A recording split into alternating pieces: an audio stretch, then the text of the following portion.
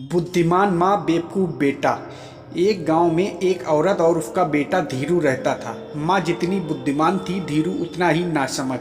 जब धीरू बड़ा हुआ तो उसने अपनी माँ से कहा कि वह धन कमाने के लिए शहर जाएगा।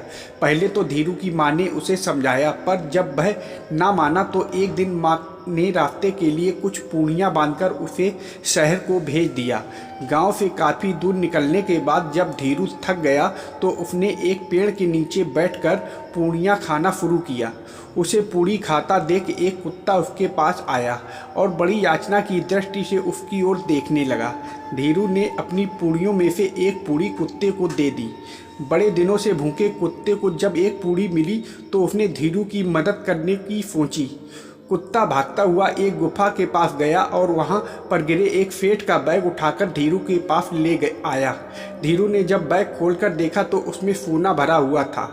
उसने कुत्ते को प्यार से पुचकारा और शाम होने से पहले अपने घर लौट आया।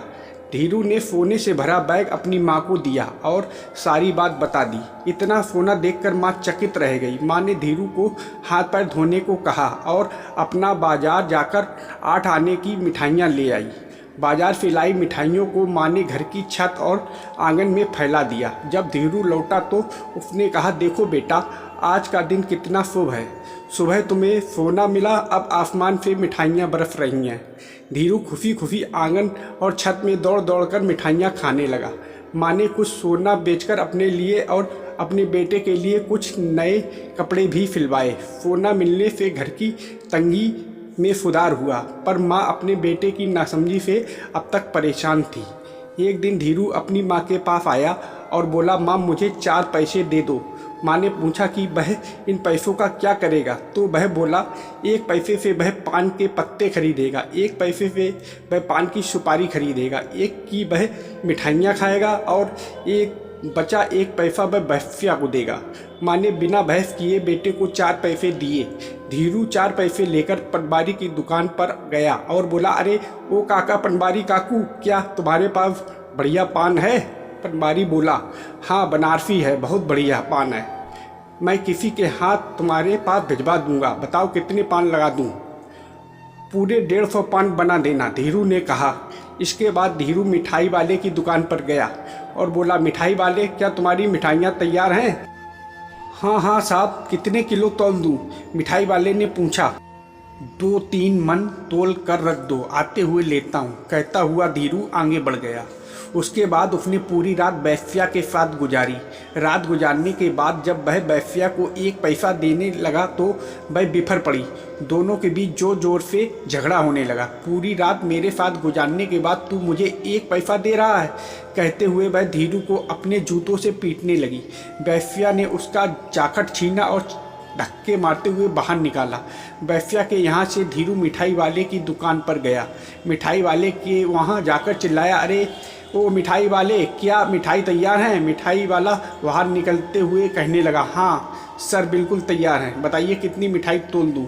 धीरू ने कहा, मुझे 1 पैसे में जितनी मिठाई आती है उतनी दे दो। यह सुनकर मिठाई वाले ने उसे जब तक पीटा जब तक उसका ऊपर का शरीर नीला और काला ना हो गया। गुस्से में मिठाई वाले ने धीरू के ऊपर के सारे कपड़े छीन लिए। जब धीरू पान वाले की दुकान पर गया और कहने लगा, अरे काकू, क्या मेरा पान तैयार है? पान वाले ने कहा, हाँ बनारसी तैयार है। धीरू ने कहा, हाँ 1 पैसे के दे दो। पान वाले को बड़ा गुस्सा आया। उसने धीरू के बाल पकड़कर ठीक से पिटाई कर दी और उसके बचे हुए कपड़े भी छीन लिए। धीरू जब घर जाने को हुआ तो उसने सुना कि गांव में एक लड़का ढोल बजाते हुए घोषणा कर रहा है कि हमारे सेठ का सोने से भरा एक बैग कहीं खो गया है, जो भी उसको ढूंढ कर देगा उसे इनाम दिया जाएगा। धीरू तुरंत लड़के के पास गया और कहने लगा, मुझे बैग मिला है, मुझे इनाम दो। लड़के ने उससे पूछा, बैग कहाँ है? मेरी माँ के पास, धीरू ने जवाब दिया। ढोल वाला लड़का अपने आदमियों के साथ धीरू के घर गया। धीरू ने घर जाकर अपनी माँ से कहा, माँ वह बैग कहाँ है जो मैंने तुम्हें दिया था? उसकी माँ ने कहा, कौन सा बैग? वहीं जिसमें सोना भरा था। धीरू ने तुरंत कहा, तू किस बैग की बात कर रहा है? धीरू, कब दिया तूने मुझे बैग? माँ ने धीरू से सवाल किया। अरे माँ, जिस दिन आसमान से मिठाइयाँ बरस रही थीं उस दिन जो बैग दिया था। धीरू की बात सुनकर सब लोग हंसने लगे और कैसा पागल आदमी कहते हुए वहाँ से चले गए।